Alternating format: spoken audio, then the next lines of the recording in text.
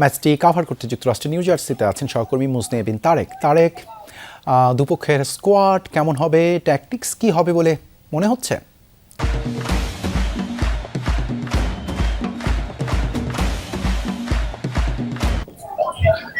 দেবাশিস, আমি এই মুহূর্তে দাঁড়িয়ে আছি মেটলাইফ মানে নিউ জার্সি ফাইনাল ভেন্যুর সামনে, যেখানে একটু পর আর্জেন্টিনা এবং স্পেন তারা কিন্তু মুখোমুখি হবে ফাইনাল মহারণে এবং বিশ্বকাপে দ্বিতীয়বারের মতো মুখোমুখি হবে এই দুই দল। এর আগের দেখায় স্পেন কিন্তু হেরে গিয়েছিল আর্জেন্টিনার কাছে।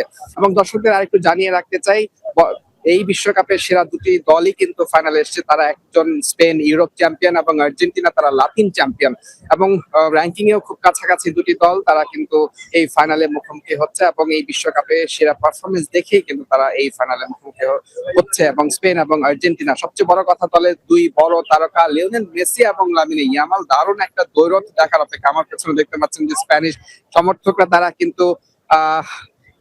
তারা কিন্তু মাঠে এসছেন। এবং আমি আরেকটু বলতে চাই যে এই স্টেডিয়ামে এখন আমরা যা দেখতে পাচ্ছি যে সমর্থকরা এসছেন, এরা কিন্তু খুবই সৌভাগ্যবান।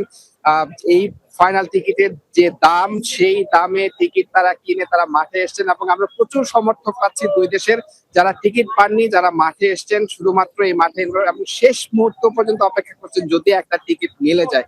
যেটি বলছিলেন যে স্কোয়াড কেমন হতে পারে, আর্জেন্টিনা এবং স্পেন দু দলই তাদের শক্তির জায়গা হচ্ছে মিডফিল্ড, এবং মিডফিল্ডটাকেই বেস করে কিন্তু তারা দল এবং একাদশ সাজানো হবে। আর্জেন্টিনা আগের ম্যাচগুলোতে তারা 4-4-2 ফরমেশনে খেলেছে এবং মিডফিল্ড দিয়েই কার্যত এর আগে নকআউট এবং গ্রুপ পর্বের ম্যাচগুলো তারা রেজাল্ট বের করেছে। এই ম্যাচে রদ্রি, দানি ওলমো, স্পেনের যে শক্তিশালী মিডফিল্ড, সেই মিডফিল্ডের বিপক্ষে কিন্তু ডিপল, ম্যাকঅ্যালিস্টার এবং পারেদেস, এনজো ফার্নান্দেজ, তাদেরকে তাদের সেই সামর্থ্যের প্রমাণ কিন্তু দিতে হবে। তবে আমি বলবো যে আক্রমণ ভাগে কিছুটা হলেও আর্জেন্টিনা কিন্তু এগিয়ে থাকবে। লিওনেল মেসি তিনি দারুণ ছন্দে আছেন, 8টি গোল করেছেন এবং এই বিশ্বকাপে আর্জেন্টিনা সব মিলিয়ে 119টার মতো তারা আক্রমণ তৈরি করেছে এবং সেই 119টা আক্রমণের 112টাতেই কোনো না কোনো ভাবে মেসি যুক্ত ছিলেন।